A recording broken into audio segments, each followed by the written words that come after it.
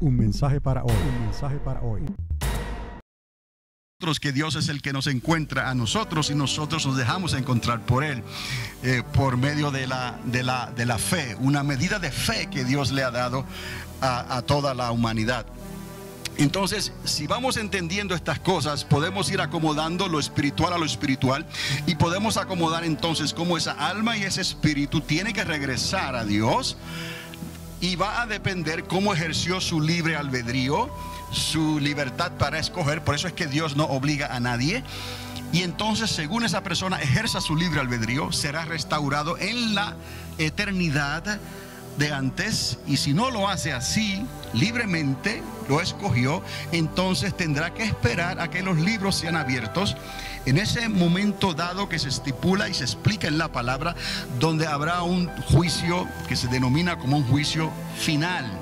Y de ahí entonces se va a manifestar esa eternidad, donde habrá una condenación y habrá un lago de fuego eternamente y para siempre. Y recuerde, aquí el punto es que en el idioma griego no aparece la palabra eternidad de esa manera, en ese concepto. Aparece iones, que es tiempos, ¿no? Y en el hebreo aparece la palabra olam, que también significa como siempre, como un horizonte que está hacia allá, y más allá hay algo más y no lo podemos comprender. Pero Dios nos muestra de la manera en que quizás lo podamos entender mejor. Dios no tuvo principio ni tendrá final. Entonces Dios es. Y de ahí que cuando a Moisés le pregunta a Dios por su nombre, él le dice: dile a Faraón que yo soy, te envía. Yo soy el que soy. Y Jesús en más de una ocasión se identifica con el yo soy. Entonces ese es el presente continuo. No tuvo principio ni tendrá final. Él es. Vamos entendiendo todo esto para poder entonces entenderlo de una manera que tenga sentido cuando lo leemos, cuando lo estudiamos. No hablamos como el papagayo, sino que vamos a entender y a discernir por el Espíritu de Dios, y revisamos, leemos, estudiamos, preguntamos, hablamos, todo lo que podamos para poder entender los designios de Dios. Ese es el panorama profético que venimos hablando, enseñando y estudiando por más de un año ya. Pero todos podemos hacerlo. No es asunto necesariamente de tener una preparación especial. Habrá palabras que quizás las tenga que buscar en el diccionario, pero no es nada imposible. O sea, está todo ahí para la mente que tiene fe, porque para creer en Dios hay que creerle que le hay. Entonces la fe viene por el oír, y por el oír de la palabra de Dios. No viene del instituto, ni de la universidad, ni de un libro, ni de algo que el hombre me pueda enseñar. El maestro por excelencia es el intérprete, aquel que la inspiró. Sigue siendo el Espíritu Santo de Dios. Entonces, vamos a regresar aquí a la pantalla. Y dice aquí: por lo tanto, el libre albedrío determinaría un atributo creado, y ya sabemos, temporero. Si es creado, es necesariamente temporero. Pero Dios se las ingenia para injertar algo eterno en algo creado. El asunto es cómo separar esa eternidad de esa creación. Es algo que Eclesiastés nos dice, y solamente utiliza un versículo para decirlo: he puesto eternidad en el hombre, pero el hombre no entenderá cómo esto funciona. Todavía no. Aunque tenemos la mente de Cristo, entendemos hasta donde el Espíritu Santo nos ayuda a entender. Podemos entonces nosotros hacer ciertas evaluaciones de lo que tenemos, de la información que tenemos, y podemos orar al respecto, y podemos tratar de visualizar algo que es infinito, algo que es eterno, algo que no hay palabras en los vocabularios humanos para poder expresar. Imagínese usted el problema que tenía Juan cuando Dios le estaba mostrando estas visiones. Y muchos pueden ver en la manera en que Juan escribe, donde le faltan palabras para explicar algo, y entendemos por qué. Porque el hombre no puede entender exactamente lo que está diciendo. Ahora, usted sabe que eso no es nada nuevo. Los mismos profetas de antaño tuvieron el mismo problema, por decirlo así. No tenían las palabras adecuadas para expresar las visiones de la eternidad. Cuando lo celestial se une a lo terrenal, ¿con qué palabras lo vas a describir? Jesús le llegó a decir a los discípulos: si no entendéis las cosas terrenales, ¿cómo entenderéis si les digo las cosas celestiales? Quiere decir que hay cosas celestiales y hay cosas terrenales, y el apóstol Pablo nos habla de eso. ¿Cómo algo terrenal como nosotros, mortales humanos, vamos a poder hablar claramente de las cosas celestiales si no estamos allá por una, y nuestra mente está finita, está limitada? De ahí la ayuda del Espíritu Santo. Aún así, el Espíritu Santo está trabajando en nosotros, en una creación que está caída. Pablo decía: ¿quién me librará de este cuerpo que de muerte? Este cuerpo está corrupto, este cuerpo está limitado. Dios usa de la paciencia, del atributo de la paciencia, para tratar con nosotros y tratarnos de enseñar ciertas cosas que tienen que discernirse espiritualmente. Entonces, el libre albedrío es una de estas áreas que tenemos que entender y tratar de comprender este concepto. ¿Cómo es que ocurrió esto? El soplo sale de Dios, se forma un alma viviente, pero luego, más adelante, siglos después, Dios dice: no contenderá más mi espíritu con el espíritu del hombre. Quiere decir que la elección que hace el hombre lo independiza. Aunque ese espíritu tiene que regresar a Dios, ese espíritu es independiente. Lo que viene Cristo es a restaurar eso que se ha perdido y a darle la oportunidad libremente para que ese espíritu y esa alma regresen a Dios, a la eternidad de antes con el Padre, para que el plan de Dios de esa eternidad con la nueva Jerusalén, de ese lugar de cielos nuevos y tierra nueva, sea nuestra morada celestial eternamente y para siempre, sin dejar de hacer justicia en una miríada de ángeles que se rebelaron contra Dios y quisieron usurpar el trono del Creador. Qué ironía, porque ningún ser creado está limitado. Si es creado, están limitados ya. Ningún ser creado puede entonces tomar el lugar de un ser que es eterno. Entonces, en pocas palabras, eso es lo que estos ángeles trataron de hacer bajo el liderazgo de Lucifer. Trataron entonces de usurpar la eternidad, siendo ellos creados, teniendo principio, y tendrían en cierta manera final, pero tendrían que ser juzgados, porque aún los ángeles serán juzgados. Entonces, ese juicio final, donde cuando esos libros sean abiertos, habrá más de un juicio. No es un juicio solamente para los seres humanos que murieron sin Cristo. No es un juicio de condenación para los seres humanos. También los ángeles serán juzgados. De ahí entonces que tendrán que ir a un lugar, en una morada de oscuridad. Dios apagó la luz. En un lugar donde la presencia de Dios no está, como estará en la eternidad con el Padre, pero un lugar que los atributos de Dios, que también son eternos, tendrán el poder para poder controlar esa eternidad, para que no sea algo que vaya a salirse, como se dice, un tren que se salga de sus rieles y haya desorden, porque nuestro Dios es un Dios de orden. Aún el lago de fuego estará en orden, aún ese lugar de tinieblas estará en orden, y ese lugar de tinieblas estará aún controlado por Dios. He ahí los atributos de Dios, cómo los atributos de Dios pueden trabajar en un lugar que será de tinieblas, y un lugar de tormento, y un lugar que es eterno también. Mientras nosotros, digamos, al otro lado del río, por decirlo así, estaremos disfrutando de la eternidad con el Padre, con su luz, donde no habrá necesidad de sol. Y estará el árbol de la vida, y obviamente habrá otra creación que la podemos ver ahí, cuando Él dice que las hojas del árbol de vida será para sanidad de las naciones. Pero ya eso es otro punto que habrá que tocar más adelante. Pero eso, mis amados, está ahí en el libro de Apocalipsis. El libro de Apocalipsis no termina con una nueva Jerusalén. ahí Él nos da a entender que habrá una creación donde habrá personas que dependerán de las hojas del árbol de vida. Entonces eso habrá que considerarlo también. Pero hasta aquí podemos entender lo que ya hay. Hay un universo que sabemos cómo comenzó, cómo se ha ido expandiendo.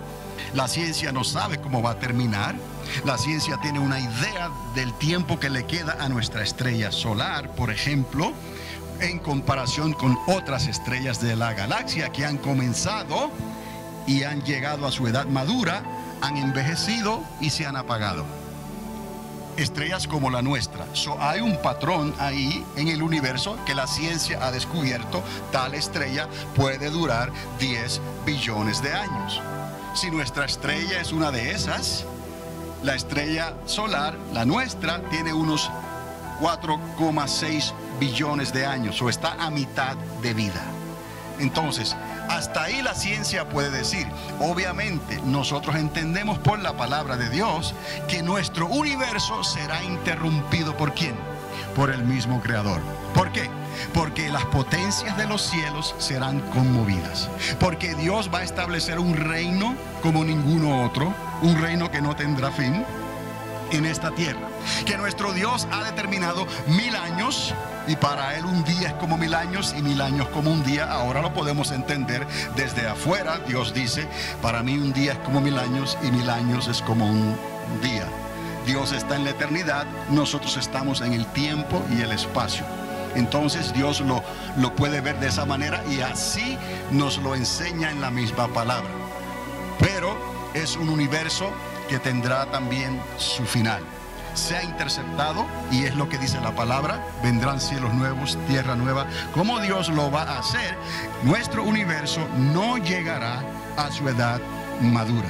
¿De qué estamos hablando? Nosotros, la ciencia habla de millones y millones de años, habla de tiempos prehistóricos. Para nosotros, lo que nos concierne a nosotros es el tiempo, la ventana de tiempo de 7000 años. ¿Por qué? Porque Dios nos mostró esa ventana de tiempo. 7000 años con los 6 días de la creación y ese día final, el séptimo día, donde Él descansó. Eso equivale un día por 1000 años, 1000 años por un día. No quiere decir que Dios se tardó 6000 años en hacer la creación. Está diciendo que Dios establece los 6 días y en el séptimo Él descansa, y nos da una ilustración en términos de años que nosotros podemos entender. Lo que Dios se tardó en hacer su recreación, porque la tierra estaba ¿qué? Desordenada y vacía. Hay un desorden, una catástrofe que ocurre por algún cambio cósmico o lo que sea, que necesita que la tierra sea ¿qué? Restaurada. Y nosotros podemos entender que sí había una creación de dinosaurios, y nadie puede negar eso. Ahí están los fósiles, están los huesos y todo eso. No vamos a discutir con la ciencia, ni vamos a decir cosas que no tienen sentido, como que los dinosaurios estaban corriendo por toda la tierra en los tiempos de Adán y Eva. No tiene sentido. Es otra creación. Lo que nos concierne a nosotros es la creación de Adán y Eva hacia acá. Y aún entonces el pensamiento hebreo, judío, lleva un conteo más o menos de los años desde Adán para acá, y ellos están a partir de este mes en el 5773. O sea que en otras palabras están llegando ya a los 6000 años. Eso va más o menos en concordancia con lo que nosotros entendemos también. Quiero que piense en ese tiempo de 7000 años, aunque la ciencia habla de otro tiempo prehistórico. Lo que nos enseña la Biblia para nosotros es Adán y Eva para acá. Esa es la historia, y ese es el tiempo, y ese es el tiempo que encaja, cuadra con todo lo que dicen los profetas hasta el día de hoy, y con lo que se avecina sobre la tierra, proféticamente hablando. Les estoy diciendo estas cosas para atar ciertos cabos otra vez, de que necesitamos mantener esta conformidad en el pensamiento para poder entender desde un principio al presente a un final. Es un panorama lo que les estoy hablando, y es necesario que su mente vaya por ahí y vaya atando los cabos y vaya pudiendo comprender estos conceptos que estamos hablando de una eternidad que no entendemos claramente. El libre albedrío es clave, va a determinar un atributo creado, temporero, en los seres angelicales o terrenales que fueron creados con elementos eternos. Ya usted lo sabe, con el aliento ¿de quién? De Dios. Ese es el soplo del Omnipotente. ¿Está conmigo? La elección. Si hay libre albedrío, tiene que haber ¿qué? Elección. Determinaría el destino final hacia una eternidad dividida pero continua. Quiere decir que la eternidad no puede ser creada. No se va a crear Dios a sí mismo y luego a crear a sí mismo otra eternidad. Dios es, recuerde, no lo podemos entender, pero no tuvo principio ni tendrá ¿qué? Fin. No es tiempo como lo conocemos. Él crea el tiempo y el espacio, pero Él está fuera del tiempo y el espacio. En ese sentido, su espíritu todo lo llena. Cuando se establezca esa condenación eterna, Él apagará su luz y quitará de su espíritu, pero sus atributos serán los guardias de seguridad de ese lugar. ¿Estamos entendiendo? En realidad, todo, y por eso la Biblia dice, escuche bien, es sustentado por Dios. Dios sustenta todas las cosas, las visibles y las invisibles. ¿Puede entender eso? Ok, porque esa manera de sustentarlo todo es lo que nos va a ayudar a entender cómo Él va a sustentar su propia eternidad. Cómo es que Dios puede preparar un lugar especial dentro de su propia eternidad para nosotros y preparar otro lugar dentro de su propia eternidad para aquellos que no cualificaron y que se perderán eternamente y para siempre. Recuerde, los ángeles caídos no tienen otra oportunidad. Aquellos cuyos nombres no aparezcan inscritos en el libro de la vida no tendrán otra oportunidad. La condenación es para siempre. La separación es para siempre. Si alguien dice algo diferente, entonces está cambiando las instrucciones de Dios y estaría enseñando otro evangelio. ¿Por qué les digo esto? Entonces, ¿para qué murió Cristo? Si podían salir de ese lugar de condenación o podían ser reconciliados de otra manera. ¿Me explico? No le podemos dar lugar a que haya un pensamiento de que la eternidad de la condenación no es una eternidad, porque algunos lo piensan así, porque no aparece la palabra como tal en el griego, sino aparece la palabra iones, que son tiempos determinados. Nosotros entendemos que sí hay un lugar donde eternamente estarán esos seres y no podrán salir de ahí. ¿Estamos? Ok. Entonces, la elección determinaría el destino final hacia una eternidad dividida pero continua, en luz o en tinieblas. Ya me está entendiendo, ¿no? Con o sin el Espíritu de Dios. El aliento salió de Dios, determinó un libre albedrío, ya hablamos, es temporero, se independizó y regresó. ¿Cómo sabemos que se independizó? Porque se convirtió en alma viviente y esa alma está ligada al Espíritu. Y luego Dios dijo, ya no contendrá más mi espíritu con el espíritu del hombre en los días de Noé. Quiere decir, por obligación, que hubo una separación en ese espíritu, el espíritu del hombre y el espíritu de ¿quién? Ahora dígame usted, ¿de dónde salió el espíritu del hombre? De Dios. ¿No dice la palabra? El espíritu regresa a Dios quien lo creó. O sea, cuando usamos la palabra creó, en este sentido, le da vida. Pero recuerde el proceso. El Espíritu de Dios es eterno. Dios está dando algo eterno de Él cuando sopla en nosotros, sopló en Adán. Y entonces de ahí, el hombre entonces elegiría, si se usa esa palabra, haría la elección más adelante para obedecer a su Creador o no. Entonces vemos cómo la desobediencia trajo la caída. Perdón, un momento en lo que agarro la vara de medir. Entonces, Es importante entender esto del aliento de Dios. Es eterno. Y ocurre algo en su creación donde ese aliento se independiza. No es que se separa de Dios, es simplemente que es un atributo que Dios le permite a su creación de ser libre. Porque lo que Dios crea tiene que tener ¿qué? Libertad.